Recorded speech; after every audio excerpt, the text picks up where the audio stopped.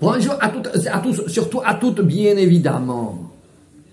Dans cette nouvelle vidéo, je vais traiter d'un sujet qui n'a rien à voir avec mon accent, puisque je vais parler du souffle et de la respiration. Parce que je distingue les deux, c'est pas pareil. Effectivement, quelle est la différence entre le souffle et la respiration? Le souffle, ça va être votre respiration au moment de l'envoi. La respiration tout court, c'est la respiration que vous avez dans les temps morts d'une mène, par exemple. Voilà. Donc je distingue les deux et je vais traiter de ce sujet très rapidement. Pour le coup, cette vidéo va être assez courte. On va faire ça assez rapidement, je pense. Tout d'abord, je vais vous proposer une expérience mais vraiment toute simple. C'est où vous soyez debout, assis, couché, m'en moque, de respirer en prenant vraiment le temps de respirer par le ventre. C'est-à-dire vous prenez une profonde inspiration et vous expirez très lentement. Faites-le 2-3 fois, à la limite. Et normalement, au moment de l'expiration, si vous, au moment de l'inspiration, vous gonflez bien le ventre et au moment de l'expiration, vous relâchez bien tout l'air qui est dans l'abdomen, eh bien, vous devriez ressentir vraiment un relâchement également des épaules, en fait. Voilà, c'est ce vers quoi je veux vous faire ressentir. Vous devez vraiment ressentir un relâchement de tout le corps et notamment des épaules. Enfin, moi, je sais que j'ai l'impression comme ça. Alors, il y a des techniques de respiration qui existent.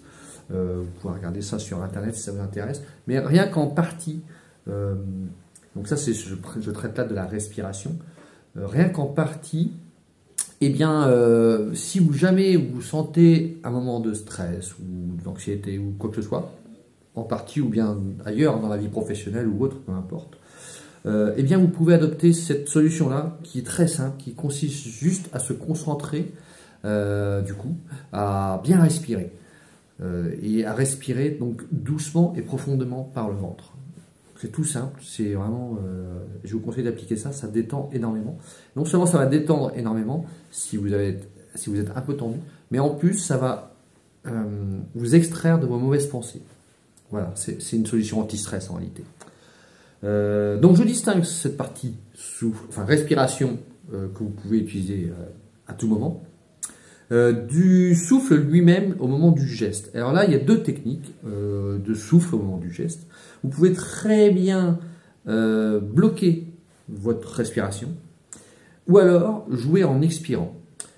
Henri Lacroix, par exemple, est vraiment le joueur caractéristique de ça, c'est-à-dire qu'il joue en expiration. Au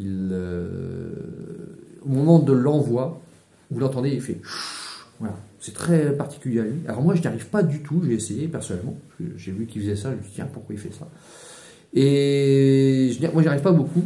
Enfin, pas du tout. J'utilise plutôt la technique du blocage. Donc, je joue en apnée, en fait. Et je pense que beaucoup de joueurs font plutôt comme ça. Alors, par contre, il y a deux types d'apnée. Est-ce qu'il faut être en apnée en ayant relâché sa respiration avant? Ou alors, est-ce qu'il faut être en apnée en ayant pris sa respiration avant? Eh bien là, pour les raisons que je vous ai données juste avant, normalement vous êtes beaucoup plus relâché en ayant expiré. C'est pour ça que vous devriez toujours jouer en ayant profondément expiré et être en apnée logiquement. Ou, deuxième solution, à la Henri Lacroix, au moment de l'envoi. Voilà, c'est une technique que je vous conseille d'essayer. Et vous verrez alors surtout en partie, hein, bien sûr, ou grosse partie ou partie tendue, ou vous ressentez un peu de stress. Et vous verrez que ça fait vraiment du bien et ça vous déstresse totalement. Voilà, j'avais dit que cette vidéo serait très courte. Elle est très courte, puisque je n'ai plus rien d'autre à dire. Donc quand on n'a plus rien d'autre à dire, eh bien on fait. Et sur ce, je vous souhaite de très bons entraînements. Et n'hésitez pas, encore une fois, à m'envoyer des sujets qui pourraient vous intéresser. Celui-ci ne m'a pas été demandé, mais parce que c'est des choses auxquelles les joueurs de pétanque n'ont pas toujours l'idée. Mais il ne faut pas hésiter à m'envoyer des sujets sur lesquels vous pouvez me lancer. J'essaierai de faire des bonnes vidéos, ou moins bonnes, selon ma forme. À bientôt, salut!